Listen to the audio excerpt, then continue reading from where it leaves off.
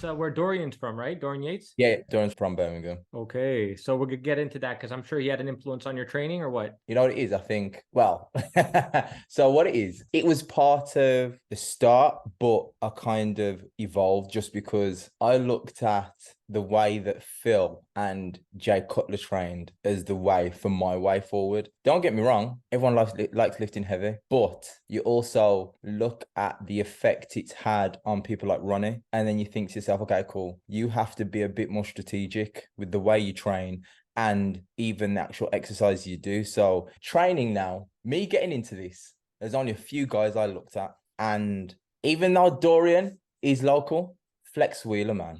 It was Flex Wheeler, Sean Ray, and Kevin LeVron, and Dexter. I look at those physiques and Sean Roden, because I looked at my shape and I looked at those guys, I was like, that's what I want to look like. Obviously, I'm small, I'm natural, but that's the shape that I wanted to bring to the stage. Because don't get me wrong, a lot of people will dispute it and say this, that, and the other. But when it comes to size, shape, symmetry, when Dorian came into the game, he completely flipped the script, flipped it, changed it. However, I never wanted to be looked like that. I wanted to look more like Flex Wheeler, Sean Roden, just the flow of the physique. Sean Ray. Sean wasn't the tallest. It's the shape. You see what I mean? I think with those kind of physiques, and at the time you had Phil Heath in really like expressing himself. I want you to touch on, for the listeners, your most productive split that you found throughout your whole natural bodybuilding Okay. career so far. The split, the volume, relatively speaking, like Yeah. what did that look like? How many sets per exercise? And the frequency, if you will, which is kind of covered when you talk about the split. And then we'll get into intensity as well, like effort-wise. But go ahead. So for me, I'm old school, man. Old school to the core. A normal bro split, one body part a day is me. As I've competed, I've had to be more calculated with the way that I set up. So there will be days that you do feel stronger, so you will go for higher reps. But taking into consideration what I learned from Phil and Honey Rambod, it was a case of like, listen, you're not trying to put so much weight on there that you're going to tear or injure yourself, but you have to get that good bite point just before you get to that 8 to 10 or 8 to 12 rep mark. You've got to get that, push it, get past that 8 to 10 and keep going, and really, really keep going. I sometimes get to about 15, 18 reps. Someone may say you can go to a heavier weight, but when I get to the 12 to 15 mark, it's burning, but I'm still pushing. But what I found with my physique, that is when I looked the best, because that was when I'd get in the size and the volume, but the detail was coming in. And when it came to the detail, that's what I always thought to myself, that's what I want to show, the detail in the striations in the muscle. So it was a point that bro split, I used to do chest Mondays, legs Tuesdays, back Wednesdays, shoulders Thursdays, and then Friday arms. Or I would change the arms, because my arms are big and I didn't want to develop them. I'd do legs again on the Friday, and then just do a tiny bit of arms. When I train chest, I do a bit of bicep. When I do back, I do some tricep. I wasn't one of these guys that did chest and triceps, just because if I did that, my tricep would be slightly exhausted already. So it's a point that if I hit the bicep, because it's kind of like an antagonist muscle that you're using instead of the tricep, you can get a good pump and a good bit of a workout with that instead of hitting the tricep, which everyone normally thinks to do. So I do chest and bicep Monday, legs on Tuesday, back and triceps on a Wednesday, shoulders Thursday with traps, and then legs on a Friday. Even with the movements that I did before I started competing, I used to deadlift a lot, but as soon as I started competing, I was like, I don't touch them because I just don't want to get injured. When it came to deadlifts, I was about 80, kind of like 82, 81 kilo. I wasn't shredded at the time, but I was just young, and I was deadlifting like 260, just boom.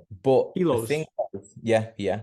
So with that being said, it was a point that as I started to do bodybuilding, my training changed. And because I was looking at Flex, I was looking at Dexter, and I'm thinking, okay, cool. You don't just want to get big. You've got to have the shape. This is even before I understood about judging. And this is the thing. I was trying to build the flow on the lats, the flow on the outer quad, the shoulder roundness, and doing all of that. It kind of makes you understand what you need to put together to make your complete physique, and having the training techniques necessary to do that. It went hand in hand, and I learned, and I just flew with it, man. Do you implement things like drop sets, rest pause, Yeah. or use? Oh, yeah. Okay. I'm a triple drop set king. People know me. I do a triple drop set dance because it's burning.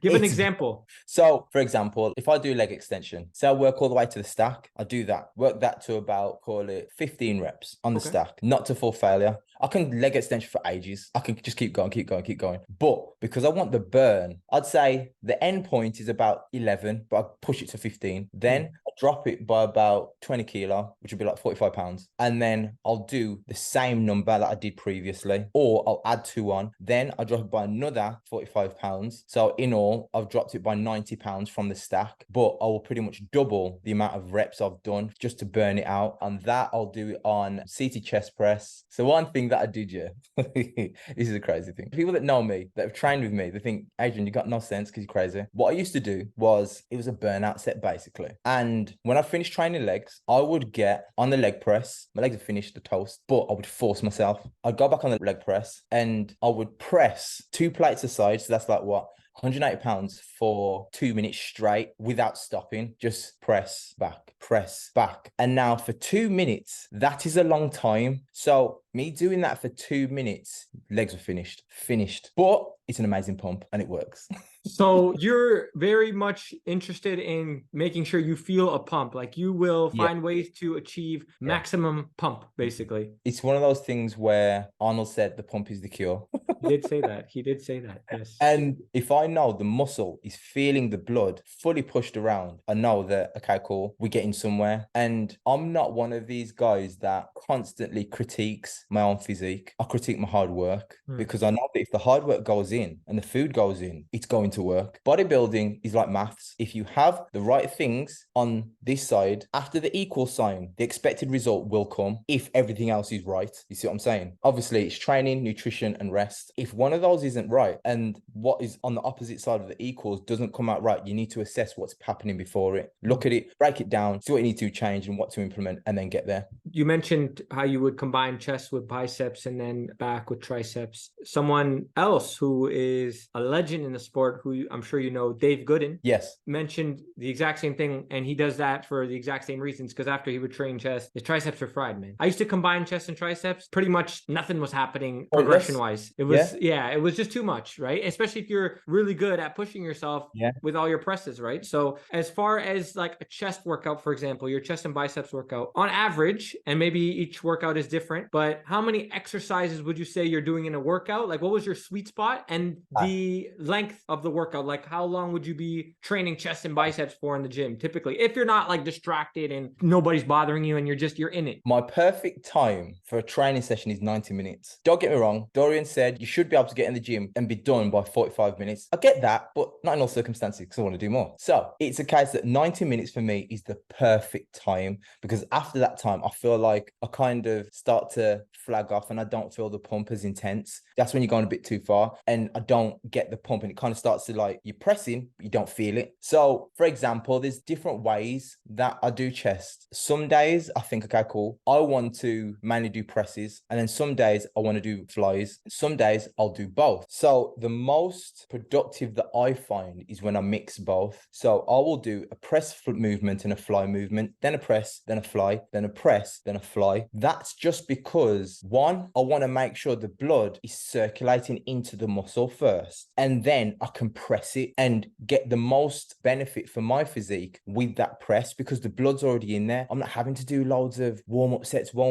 And because of that, that's when I find the most benefit from it. So for example, an example would be, I would start on decline cable cross. I do about 4 sets up to about 60 kilo on each side, which is like what, 135 pounds each side. I'd do that about 4 sets. Then I would do maybe a seated chest press where I would get to about, call it 4 plates. So it would be like 180 pounds each side, and that would be seated chest press, plate loaded. Then I would probably do have you guys seen the Panata standing multiply, where some guys use it for shoulders, lateral delts, but if you lean forward and reverse it, you can use it as a fly machine. So I do that up to about 100 kilo, and then I've got a gym pin, so I'd add on 20 kilo on top. So I'd do that. Then I'd do probably a seated incline press, and I'd probably do that to about 3 plates a side. That's 270 pounds. Then I would do seated pec deck, and I'd probably do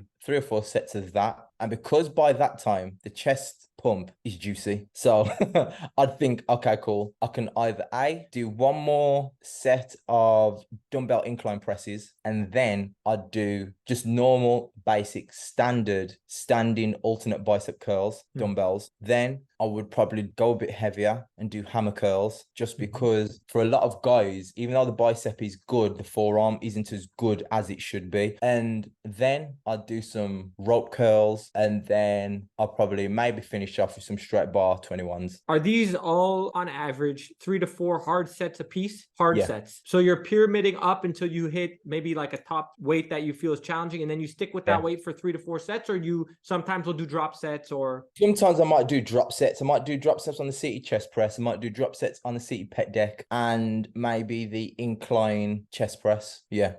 So for you, the sweet spot is in terms of rep ranges though is that 12 to 15-ish. 12 to 15, because I'm 40 now. Yeah. And with what I'm doing, I want to be able to be mobile. I want to be able to be agile still on my feet. So it's not a case of, I'm not trying to put on loads and loads of weight. I don't need to do the 6 to 8. I don't need to do that. Those days are done. Those days were in my 20s and my 30s. And now, because as you get older, you have to be more strategic with your training. You have to look at, okay, cool. Yes, I want to be competitive. Yes, I want to do this and that. However, with what I have built, I've got a foundation. I don't need to be training like I've just started. I want to train like I'm just refining and refinement. That's the main thing now with my age. If I was 20 years younger, I'd be going all out, balls to the walls, heavy. But because I'm older now and my physique has been where it is, I don't need to put on loads of muscle, because I'm not trying to make my waist massive. I'm not trying to like just be big for nothing. A lot of guys are big for nothing. You can't win no shows with that. Just refining the physique you have, improve those little minor parts and the detail in the physique you have. And by doing that, you'll be competitive on stage and no one will touch you. Basically putting it on in the right areas is the key. Right areas. That's all it is. Because some guys think that I'll just get big, and then they go to the show and they get beat with a guy with a smaller waist. My time in bodybuilding, people have to understand, I have judged for PCA